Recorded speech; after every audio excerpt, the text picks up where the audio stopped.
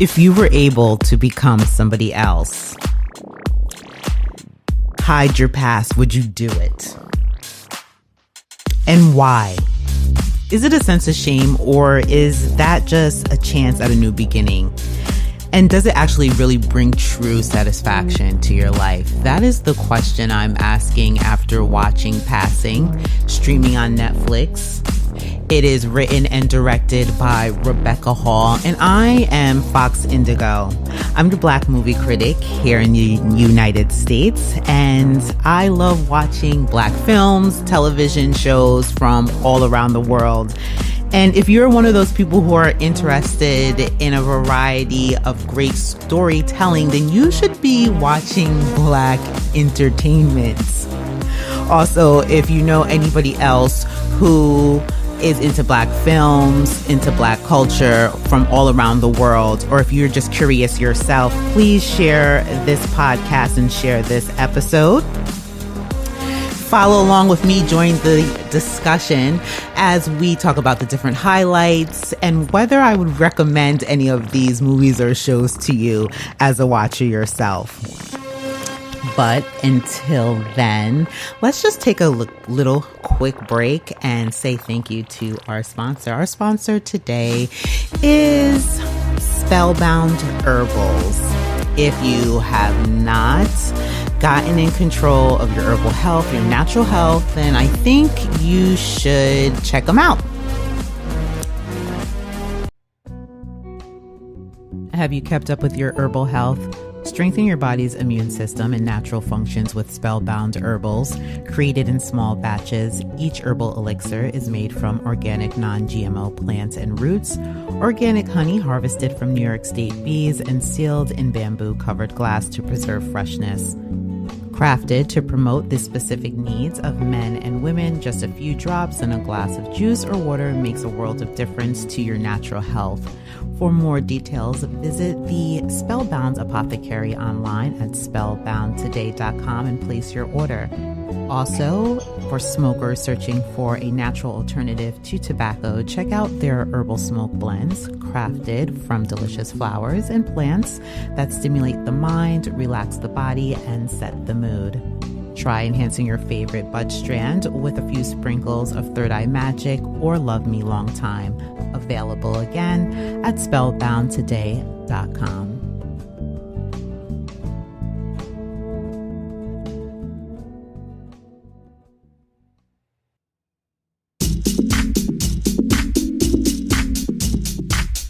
Greetings, I am Fox Indigo, and you're listening to Fox on Flix with Friends.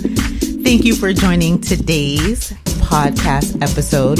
We'll be reviewing a movie streaming on Netflix called Passing. It was written and directed by Rebecca Hall, and it's actually based on a book written by the Harlem Renaissance author Neela Larson. I think it's probably one of the most underrated movies of 2021. I think more people should actually really be watching this movie. Something that I think is very relevant in today's society, especially in American society. I'm not really sure what the biracial makeup of individuals plays in other countries, but I know it has been somewhat of a dialogue here. I mean, since the inception of slavery, right? Since you had master impregnating his slaves. So yeah, this movie, I was really surprised. It took me a while to get around to it. So if you are a movie lover, please share this episode with a fellow friend. If you have a biracial friend, I think this is a great movie to share with them. Let's get into it. Let's talk about, like I said, Passing. It's streaming on Netflix, directed and written by Rebecca Hall.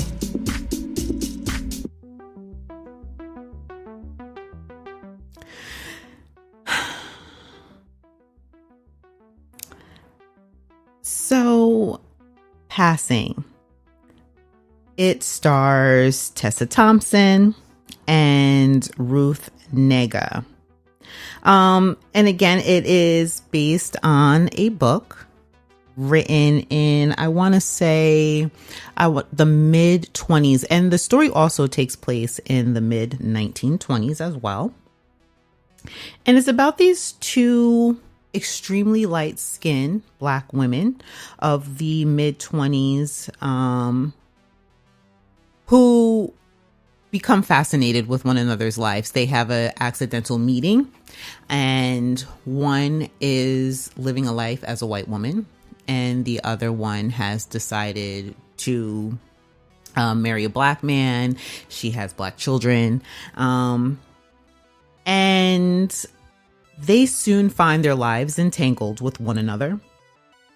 And it's a really, I think it's a very interesting conversation on race. I also think it's a very interesting conversation on socialism, underlining all of those things. It's also, I think, a good conversation about friendships and the spoken and unspoken language of just human beings in general. And that's probably one of the biggest things that I really enjoyed about the movie. I have said this before, I used to be an extremely avid reader, and now seeing a lot of these books becoming movies and just seeing how they're being interpreted, I know just from in my past experiences watching movies that were particularly books, the translations to me are usually pretty weak. But watching this and not having read the actual book, there seems to me to be like this strong connection. So I am actually going to get this book and read it. And hopefully the movie will be moving along the same lines, because the movie was just too beautifully written.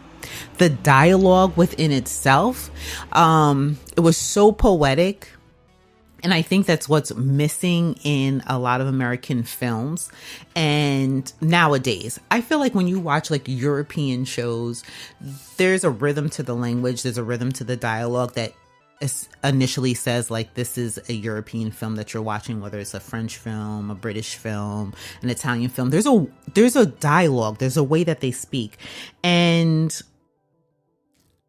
I feel that I felt like the dialogue in Passing was very poetic and something that you don't see in modern American literature, and you definitely don't see it in modern American movies. So that stood out to me.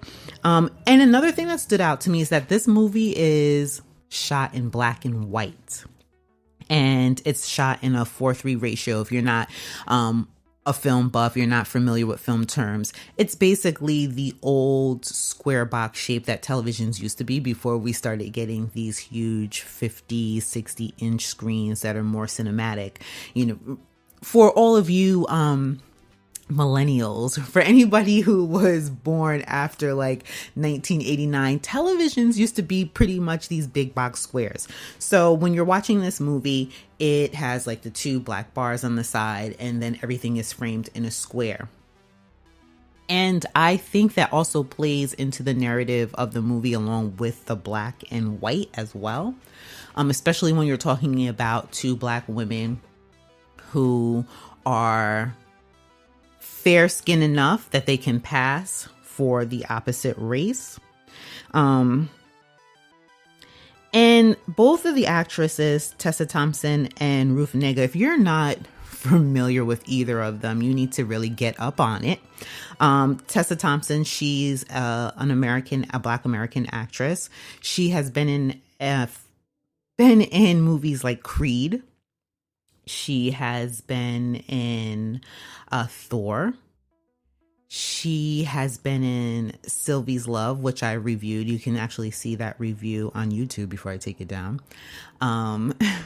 What else has she been in? I can't even remember the name. It's just like this kind of like quirky, not even a quirky movie. It was a very interesting movie about like a black guy who ends up turning into a minotaur at the end of the movie. I can't even remember I can't even remember the movie. It was a great movie, but that's Tessa Thompson. That's just some of the work that she's done. You might be familiar with her doing work with Janelle Monáe as well. She's been in a few, I believe, videos of hers, and I believe that it was rumored that they were dating. Don't quote me on that.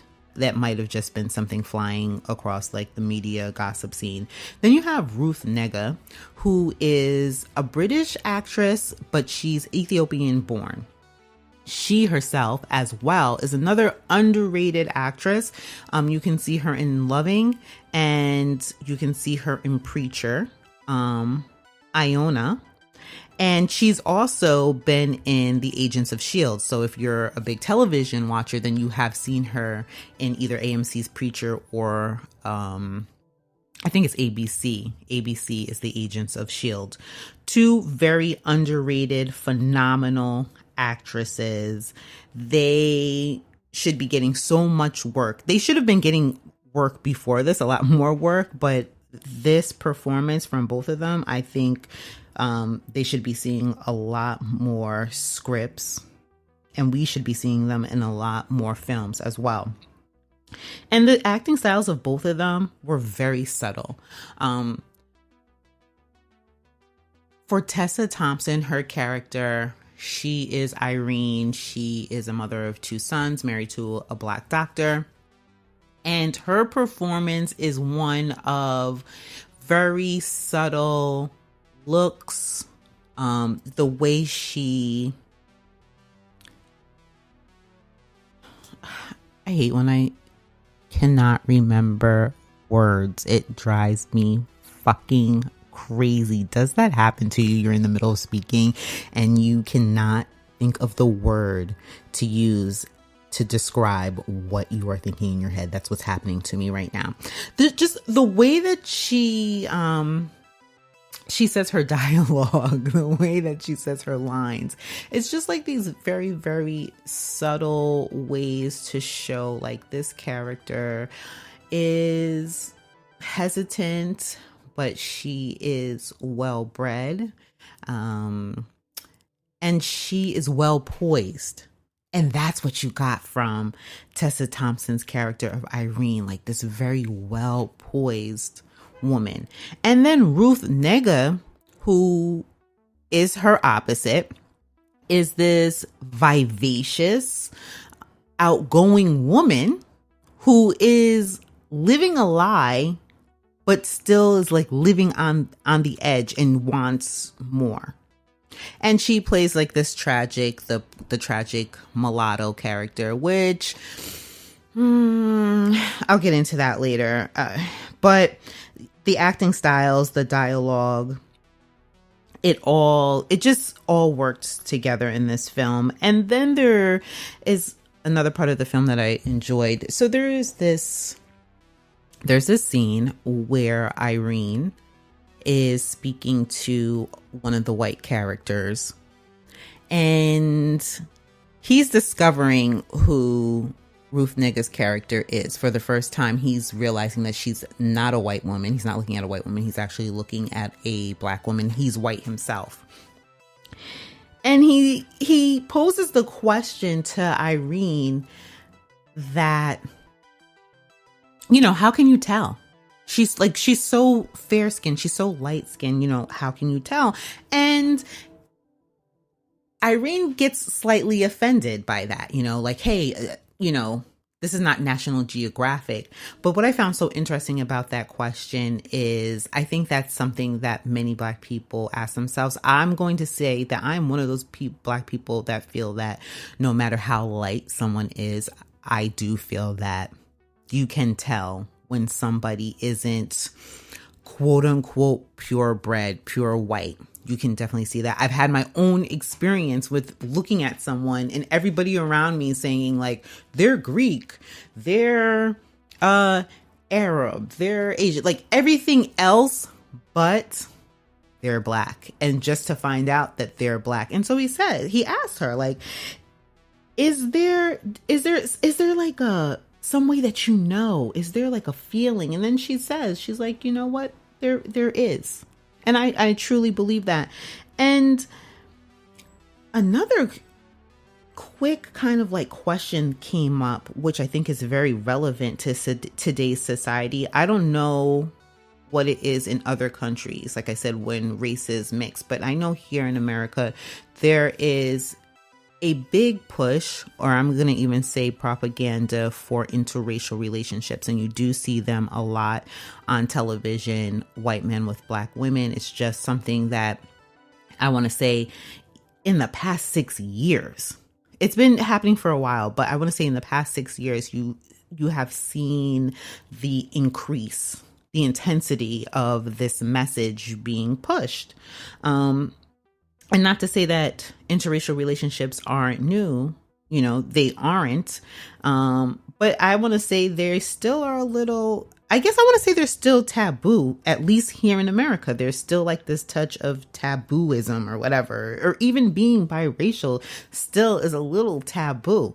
I mean, you see it all over television, but Hugh, which is the character's name, the white man that Irene is having this conversation with, he asked her, because they're at a function, and this is the mid-1920s in Harlem, okay? You're talking about this is the middle of Jim Crow. And if you don't know anything about American history, if you're black and you don't know a lot about American history, listen up. In the 1920s, we had this era called Jim Crow. So after slavery, even though the slaves were free to live their lives, and if you could see me as air quotes, there were efforts, not even efforts, it was the law. It is just what it was to keep blacks segregated. So, poor neighborhoods. We're not just talking about disenfranchised people. We're talking about people who really didn't have much of anything at all because they're former slaves. So you have no education, you have no economic means, or you're being like sharecroppers and your money's being stolen. That's a whole another story. People are being lynched, killed, and this is not something that's happening like once in a while. This is daily terrorism. Okay, this is what was happening to black people after slavery in the 1920s. Even though, yes, we could get educated, go to school, find jobs, there was a massive effort or practice. It wasn't even an effort. It was a practice to divide and stifle black people at every turn: education, housing, economics, anything that you could possibly think of. That's what the Jim Crow era was, just mass terrorism on black people. But up north, it was a little bit better, because up north had already like these established communities of free blacks, of educated blacks. So many educated blacks moved north. That was just like the thing that you did. And this is before the Great Migration, which is something that happened later on in American history, that if you're interested, I think that you need to research that. I mean, you can start with Google, but don't end there. And okay, so I say all of that to say this. Hugh poses this question and he's like, do you think the attendance of these white people kind of hanging out with these black people at a party and dancing and drinking and listening to music, he says, do you think it's predatory? He asked her, do you think it's predatory? And when he asked her that question, I thought about it in today's times, because I do feel that black women of color, were fetishized.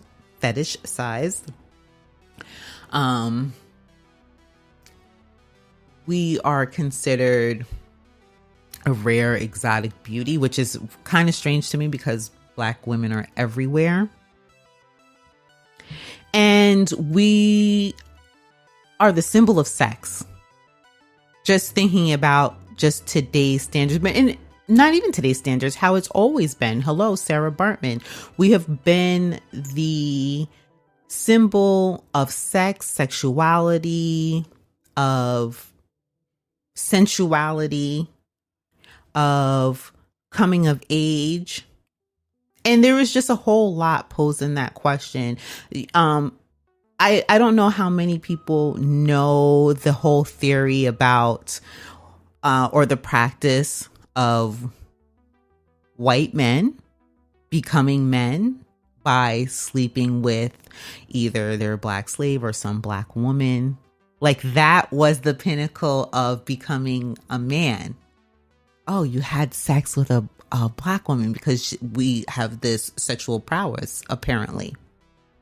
So I thought that was a very good question. And when he said it, I was like, wow. So they were asking that question in the 20s, right? So we have like white men and white women just coming up to Harlem, fucking and sucking black folk, and then going back and living their little white lives. And then Irene answers with, no, I think it's just curiosity, which I think it is a naive answer. And this is why I kind of want to read the book, because I want to know if like this dialogue is in the book.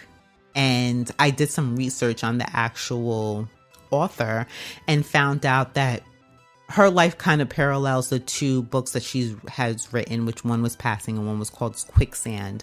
She herself is a biracial woman from the 1920s.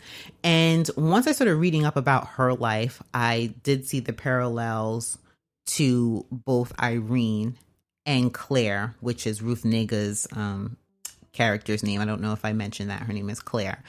And I wonder if these are questions that she was ever asked or questions that she asked herself. And also, were they pulled from her life experiences being seen? Did she feel that she was surrounded by predators? You know, did she feel like she was a source of curiosity? I just really wonder how much of her is in the story. And another thing that I enjoyed, I said this, one of the highlights was the black and white. I liked the black and white in terms of the storytelling, because it is a movie about passing, and it is about a movie about two fair women choosing different lives, and then their stories kind of coming together and how that melted together. There's this one scene where Irene's husband, Brian, again, both women are extremely light. They both can pass, actually. They have this conversation. They both could pass, and one chooses not to. The husband at one point says to Irene, oh, yeah, Claire, yeah, whatever. She's not a great beauty. She's not that beauty because I like my women dark. There is just so much complexity to this movie. And I'm watching it. I'm like, what is he talking about? She's dark. She's pretty much the same complexion as her counterpart. And it also poses question of this idea of being light skinned, this idea of the tragic mulatto, which was a theme in many books of the early 1900s. The biracial woman who couldn't find her place. She's not accepted. Queen. Think about the movie Queen. If you all have not seen the movie Queen, it's also another American movie starring Halle Berry, where Halle Berry plays the tragic mulatto, light-skinned woman. The blacks don't want me. The whites don't accept me. I'm confused. Again, a whole nother topic to discuss and talk about.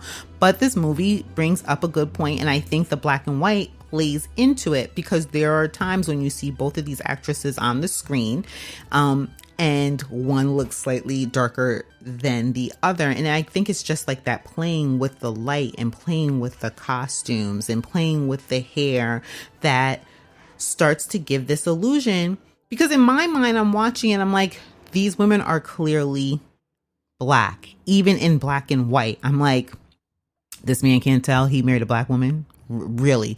This man can't tell that he's looking into a face of a black woman?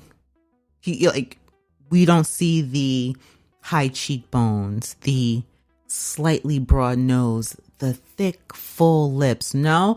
Okay, so you're just following your desires, sir, aren't you? You are not using reasoning right now. And so, yeah, the black and white really plays into the storytelling and kind of this question of what is race? What constitutes somebody as black or white?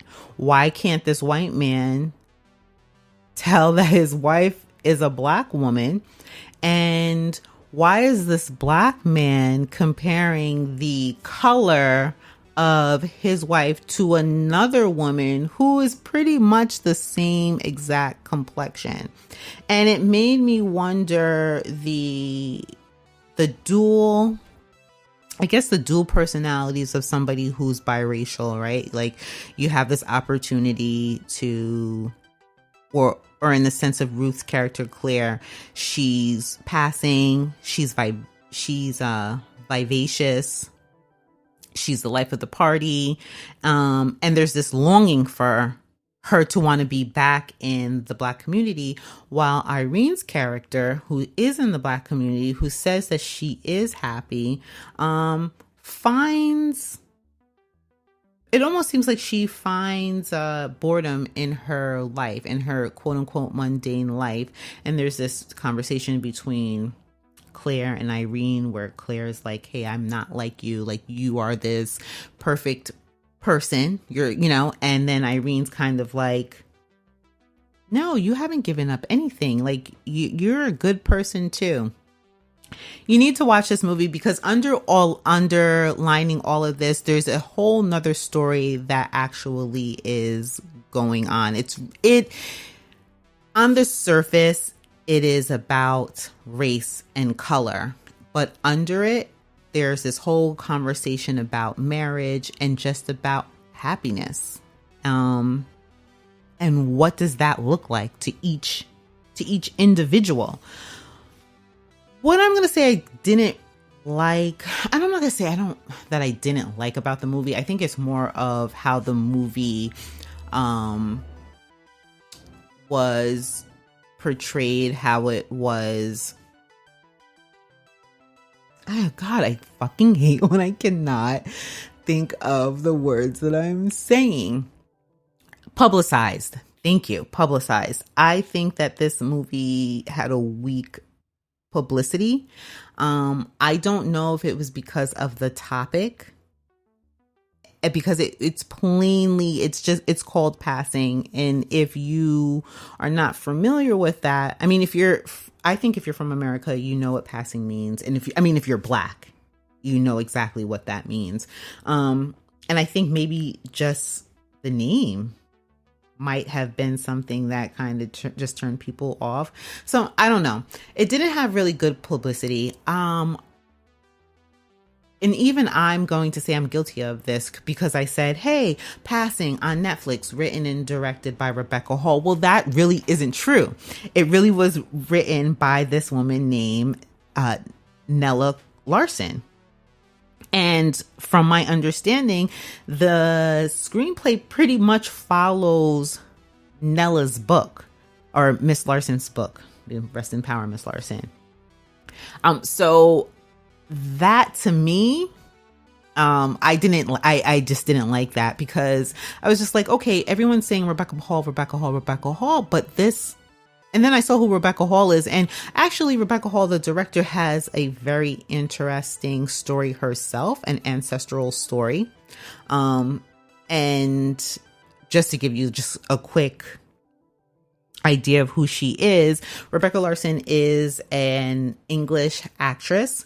Her mother was a famous opera singer, a black opera singer, biracial, but I don't believe in that biracial. Honestly, I do believe, if you have a black parent, you are black, regardless of how light or the ability of you being able to pass. And I just say that because of society's standards and the way society will react to you, biracial person, when you say that I am part black.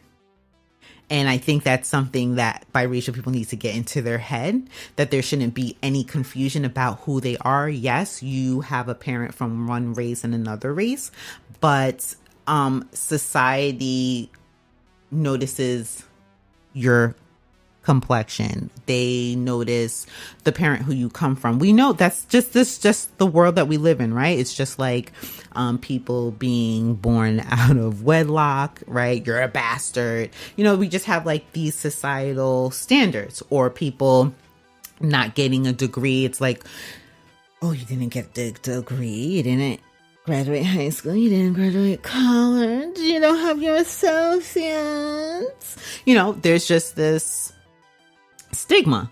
And so that's just what it is being a biracial person. I think of whatever race, there's going to be a stigma if you are Black.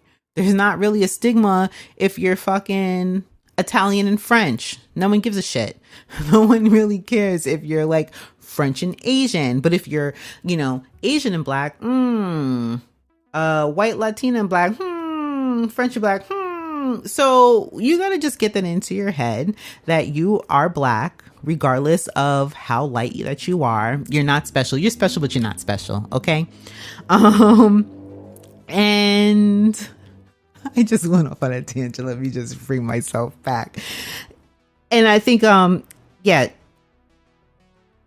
Rebecca Hall, that's what I was saying. Rebecca Hall, very interesting background. And her mom was a biracial Black opera singer.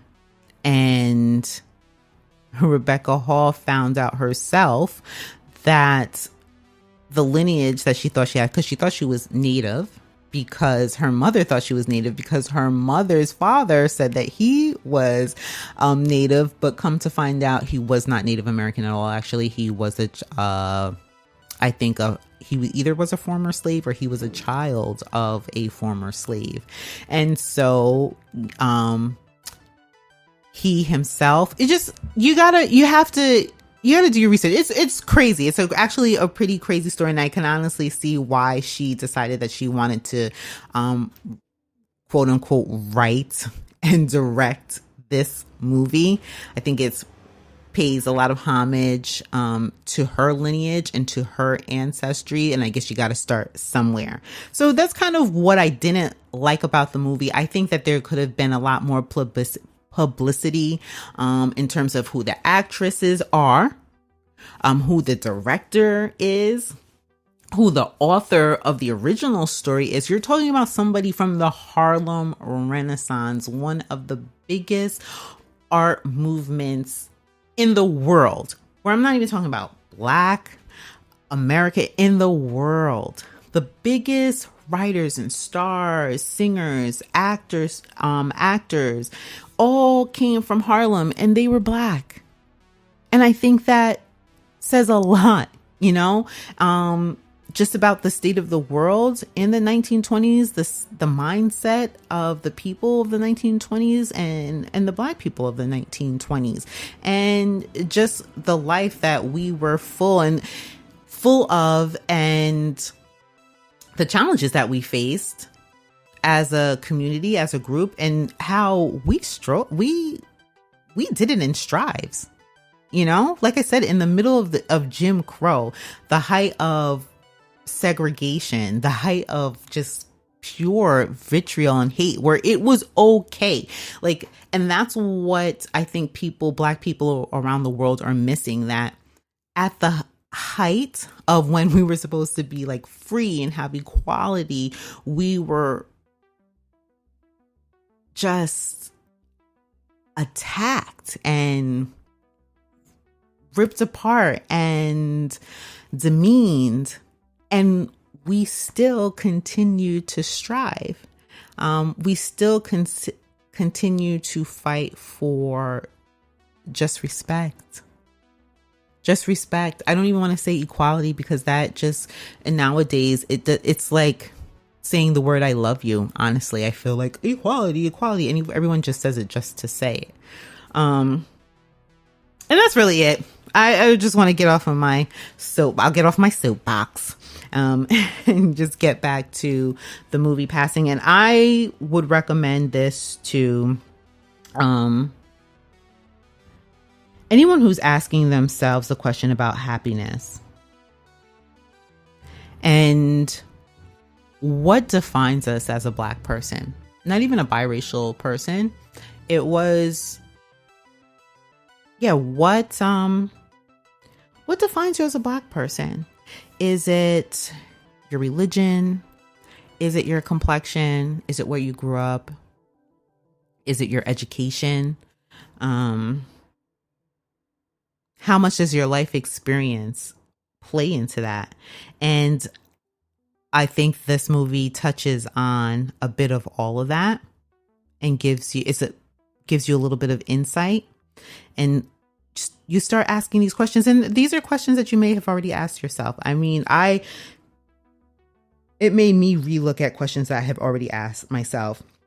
I also think you need to watch this movie as a celebration to the Harlem Renaissance, to Black literature.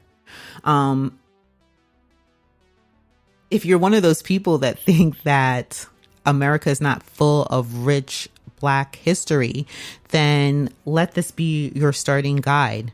Let Neela Larson be one of the first Black Harlem Renaissance authors that you read, because there are a dozen more that you need to discover. Besides the popular ones like, Langston Hughes. Everybody knows Langston Hughes. You have your Josephine Bakers. And I love that they reference these people because it is the 1920s. So they're talking about Ethel Waters. And if you don't know who that is, good. Google. Find out the rich history of Black America. What we really have brought to the table, to the world, that you guys are not acknowledging us for. I also recommend this movie because it depicts what life really was for Black Americans, especially up north, especially if you were educated. And even if you were in the South and you were poor, there was still a sense of dignity and respect. There was still a sense of dignity in how you carried yourself and, your education, how you presented yourself in the world. This whole idea that Black Americans live in slums and that we're uneducated and that we're lazy is the stupidest, dumbest myth. We built a whole country for free.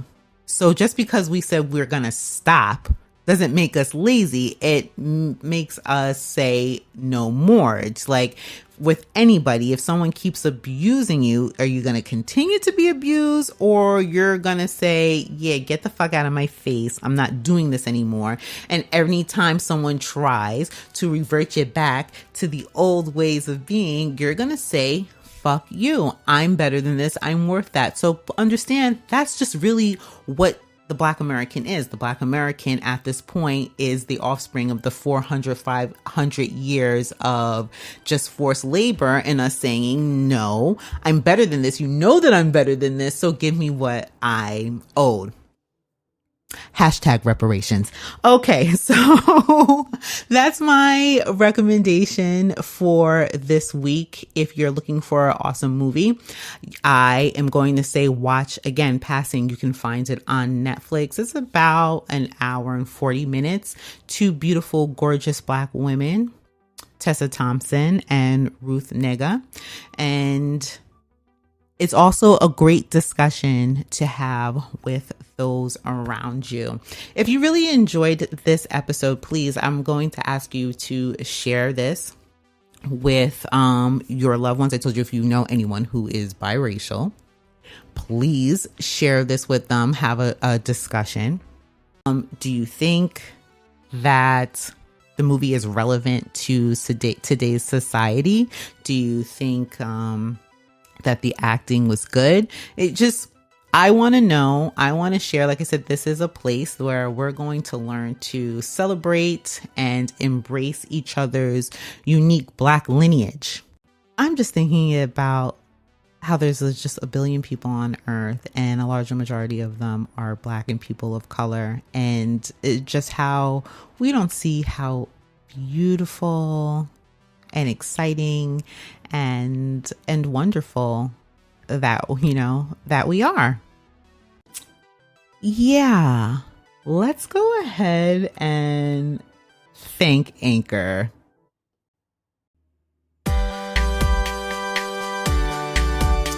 All right, well, thank you, friends, for spending your time with me. This is a little longer than what I thought it was going to be. I thought I was going to do like a really short podcast, but it ended up being a little bit longer than what I thought. I'm Fox Indigo, and you're listening to Fox on Flix with Friends. Pretty soon I should be having a friend reviewing a television show with me. If you haven't seen it yet, last year I actually did a few podcasts on this show, but since we're starting 2022 over, I just wanted to give a fresh new look on the show. The show is called P-Valley. You can find it on Stars. It's here in the US. I'm not sure if you can see it abroad, but maybe there are streaming services that would allow you to do so.